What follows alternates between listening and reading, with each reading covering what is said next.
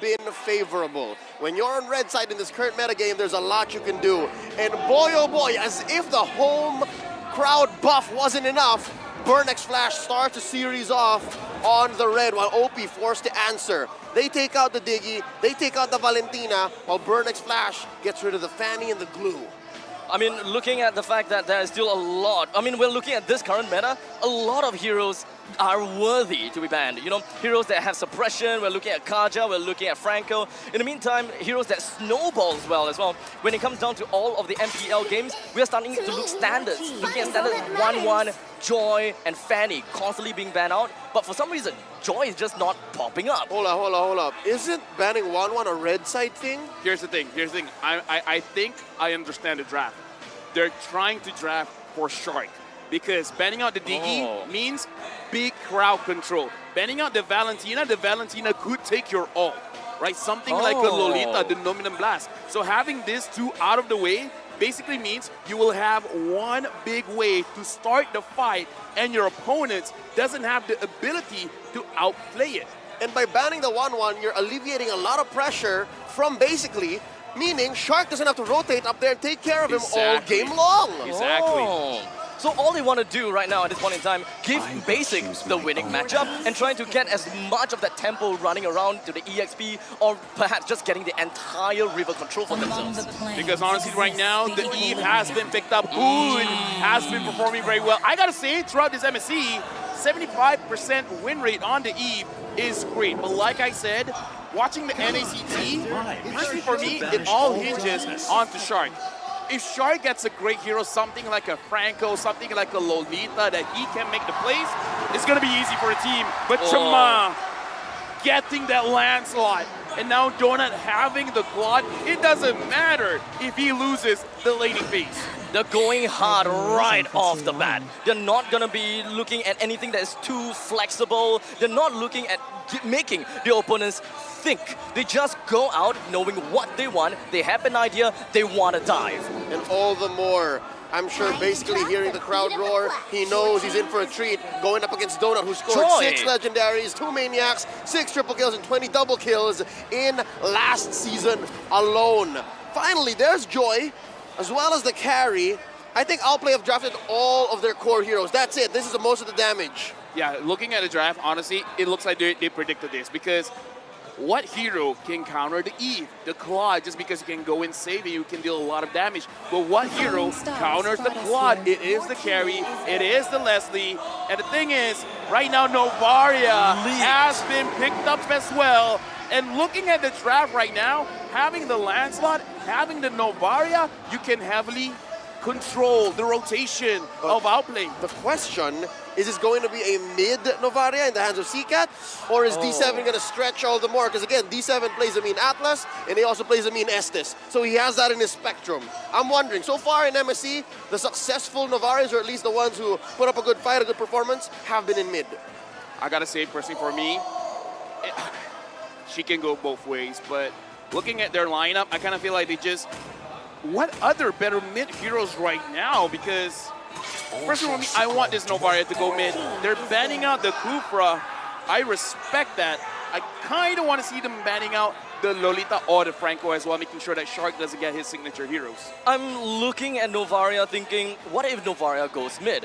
They have a Claude on their side, they have a Lancelot on their side. Lancelot is probably what really helped balance between the early game and the late stages of the game to help Claude get there. But if they're having a Novaria itself, Novaria really takes quite some time to really ramp up. In the early stages of the game, we're expecting more utility. So what exactly should BURNxFLASH be looking out for? Do they want more damage, more sustain, or what? Here's the thing, especially if they have something, any kind of roamer that can go inside the jungle, the Novaria can snipe a lot of those buffs. Right. So that's something that they can hit on. That's a difficult call here. Yeah. That might be a tall order for BURNxFLASH to go that aggressive that soon. You can see here OUTPLAY bans out the Franco. So they know that they're willing to trade roamers. I'm wondering now if our theory at the start to draft and play for Shark at the start is accurate because, oh no, Coach Zimich, they know. I'm thinking of something. I called it out, ban the Lolita, but now I just remember one other hero that has been popping off in MSC, and that's Minotaur. Minotaur is going to be very good against this Claude. Oh. And honestly, with the real world manipulation, it's going to be good for Outplay as well. So, I don't know. Here's the thing, right? D7 is also a roamer that specializes more on defensive supportive heroes, right? He's not exactly very aggressive, no heal there whatsoever. It does have Natalia, but the fact that they BURNxFLASH have the chance to pick up a Minotaur first, I think that pretty much could be very possible. I really like the Minotaur here, but instead they're going to play pick-off. Okay. This is guerrilla tactics coming in from BURNxFLASH. After the Astral Echo Vision, it'll be a clearer go. The commitment from the Kaja. So now, Outplay the question. LaFell, are we going to see it come to fruition here? Are we going to see the Bull Shark? Honestly, I kind of feel it's very, very good for you to have the Minotaur here because if the Kaja goes in and then everyone gets knocked up, there's not going to be any damage. It's not worth it. It's not worth it, man. The pull. So, I don't know. For me, if you don't want that, you could take something like the Akai as well to kind of punish any kind of engagements coming in. I like it. I like the Akai. Put it in the best player's hands. Oh, yeah, that's true as well. So, honestly, like for Outplay, they're in a very good situation. They could really do a lot here. They do have a little bit of a CG style for the side of Outplay. They are going to be picking up Lapu, and as you're calling it, wait! It's a Jungle Joy! It's a JJ! Oh! But let's hear from the mid laner from Cambodia first, CCAT. For us, as the host country team, we will play our best and give our best performance because in M4, didn't pan out so well. So hoping for them to redeem themselves, but with this draft, I'm liking what OP's putting down. Yeah. Oh, okay. At least for BURNxFLASH, they're finishing up the draft with a Fredrin. Rather frontline heavy for the side of BURNxFLASH. In the meantime, backline, when it comes down to Claude, they have the snipe superiority. They have a lot that they have for themselves. I have one problem with the draft coming in from OP. The fact that this is going to be a jungle Joy. The fact that the opponent has the Kaja. Here's the thing, without the Vengeance, Joy can really not do much come mid-game, come late game. So I gotta see, if they don't put the pressure in fast, best player has to be very careful when he wants to go in. And that's going to be pressure, not just for best player, but for Ureshi as well. As both a scaling XP laner and as a shot caller for Outplay, he has a lot on his shoulders. Looking at the predictions from all around the world, save for the home country of Cambodia, the world still slightly favors Outplay. So a lot of expectations from the West. So let us all join together and prepare ourselves to enter into the land of dawn here between Outplay versus BURNxFLASH. Something to note, are we going to see fast clears? Definitely, that's what Outplay are doing, helping out that Jungle Joy. And, oh, right, yeah, Lapu Lapu, Ureshi's playing the Lapu Lapu. I was so fixated on the XP lane Joy. Yeah, because this Joy, again, because I've had my fair share of playing with and against a Jungle Joy. It is one of those heroes in the early stages of the game. You just do a little bit too much damage. But the thing is, the thing that Moonton has done, the defenses have been nerfed. The offensive side has been buffed. But again, if you go in willy-nilly, you could get caught, you could get punished. And what did I say? What did I say? Right. I called it. Grand Theft Purple at minute 1. I called it. And it's a joy. Have a roamer that can go inside the jungle so you can snipe it away. That's how you play the Novaria. Oh, that's big, especially since you were talking about the fact that OP needed that early game aggression. Exactly. Now, with the fact that Joy doesn't have the purple buff, he's lacking in EXP, lacking in gold. The first turtle gotta have to go to the BURNxFLASH. Not a single kill, not much of a rotation, but already best player is down 300. Dude, again, right now, Chuma already completing that Molten Essence. And the thing is, look at the emblems. Right now, Chuma is using the jungle emblem, so he can clear his jungle way faster. Right now, best player is using the mage emblem. Will take some time. And now CCAT, he's sniping them all. Hot hands. CCAT hot hands. Oh, This is why Novaria is always banned, by the way. Oh, it was left open. And because of the steal earlier on the purple and now the gold, you can expect that Novaria is going to be online much, much faster. A lot of us are always wondering and pondering, where is Novaria going to go? Roam? Mage? We are all confused, but this is an exact representation from BURNxFLASH what Novaria is capable of. And of course, for now, Gemma takes the turtle down, and OP wants to fight back. All 4 members from the side of OP are going to be pretty aggressive up top, but unfortunately, they spread themselves rather thinly. Let me just say, look at the level difference. Chuma is level 5. best player is still level 4. Yeah, no, Shark beat best player to level 4. Dude, That's just the truth. this That's is so good. This is what happens when your jungler is not using the jungle emblem and you get punished by having your buff stolen away. That's also the problem, right?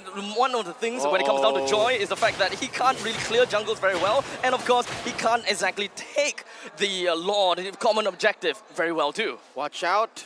I think BURNxFLASH is smelling. Maybe we should start pressuring basically as well, because that's where the real money is. If you take down this carry early, should be game.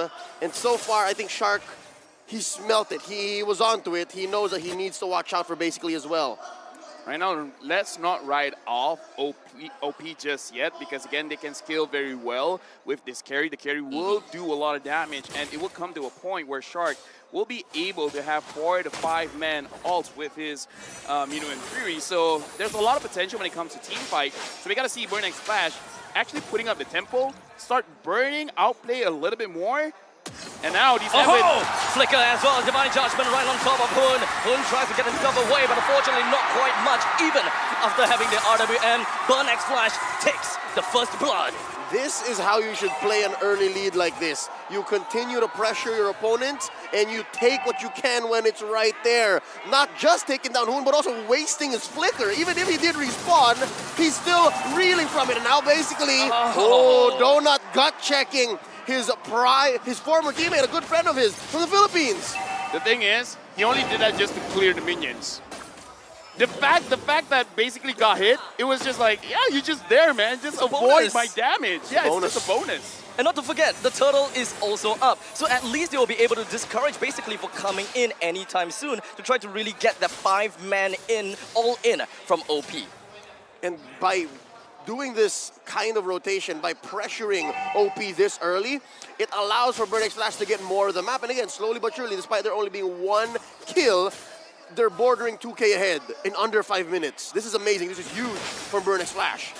Right now, honestly, a very great thing having both the Novaria as well as the Clutch, that they both clear very, very fast. But right now, ATM is in front. So of course, when it comes down to the first snipe coming in for CCAT, didn't really quite do quite much. But Shark is just going to be holding it on the front line. Divine Judgment just going to be connecting on the Shark. But the back line, though, Hoon gets taken down by the hands of Shamar. And the entirety of OP would have no choice but to go on a full retreat, yielding the turtle to BURNxFLASH. Could have been something for OUTPLAY there, but I think the fact that basically held onto that wave and kept going there showed there might be a difference in priorities for OUTPLAY right now. Right now, best player. Look, even D7 is just like, what, 1 or 2 levels behind? Like, Roamer with a jungler being that close in terms of level? Dude. Well, I mean, right now, we're looking at OP.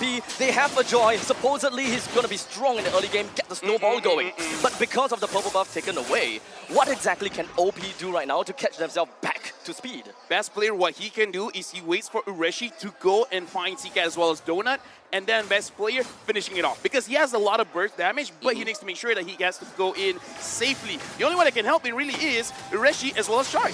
Well, this is one way to do it. Win a lane for basically, and they are going to push. I wonder if Ureshi's ready for the clapback, though. There's way too many members of BURNxFLASH up top there. As we watch this action down bottom. Immediately being hammered through by the hands of OP as it takes themselves the first blood. The rest of BURNxFLASH is responding to this. They are probably going to give away the bottom second tier turret. But back in the middle lane, best player gets snagged right out with Donut getting himself taken down. And OP would have no choice but to go back onto the attack. Oh no. They were so close to taking that tier 2 down bottom as well. Here's another issue that the Jungle Joy presents.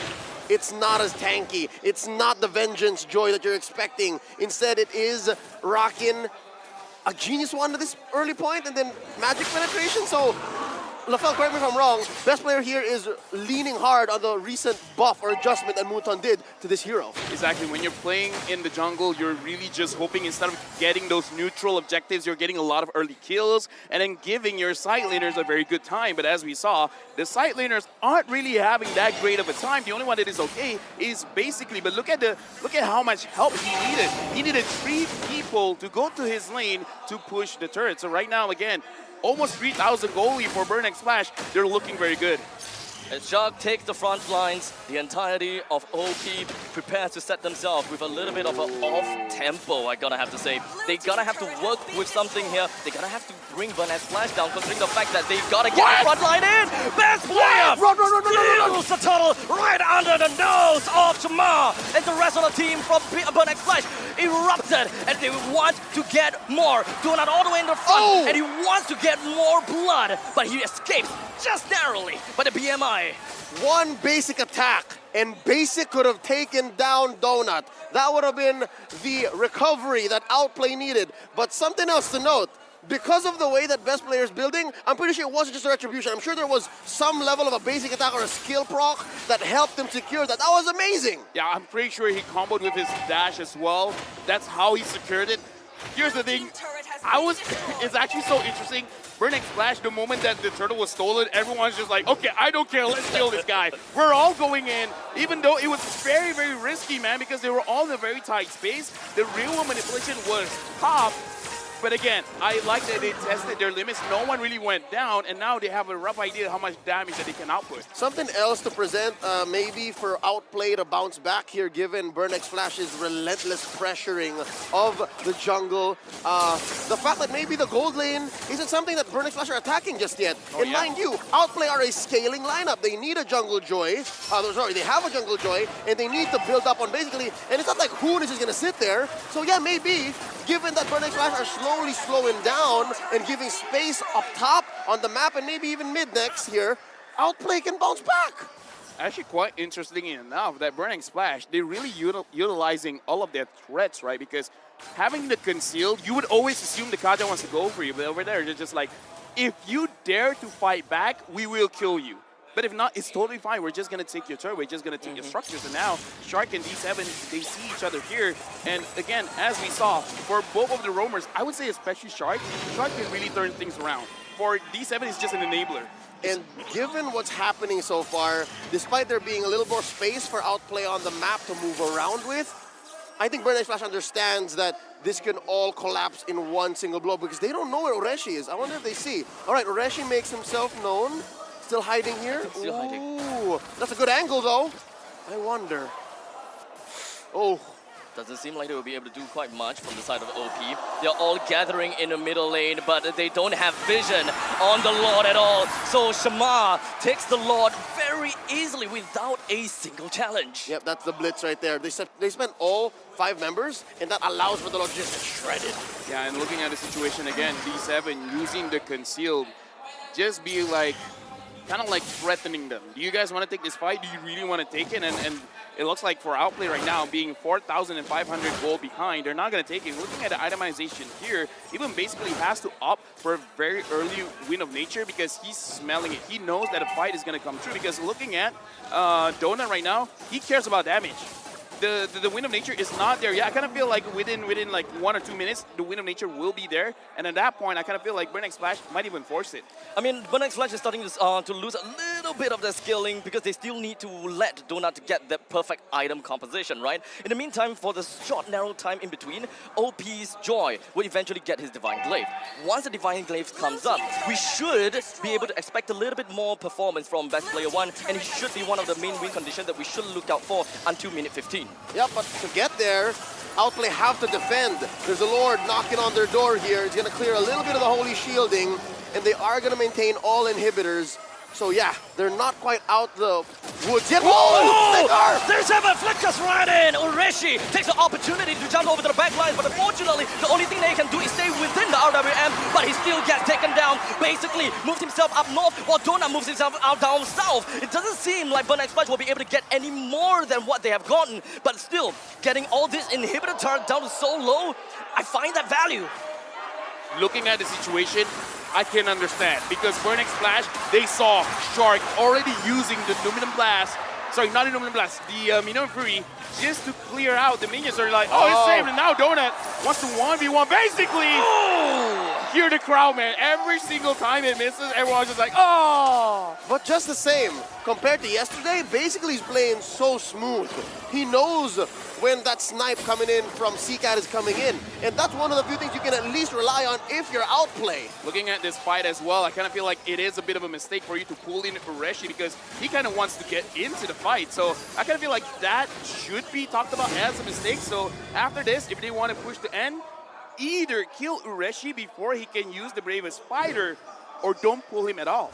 Speaking of Ureshi, he's finding another cheeky angle here, but BXF's very own D7 spots him, and now they're forcing Outplay to do their own version of the Ube. No one home for the Astral Echo there, coming in from CCAT, which is also himself a scary threat right now. I feel like if he does find eventually, basically, with that snipe. Oh, there you go. There we go. Speaking of the devil.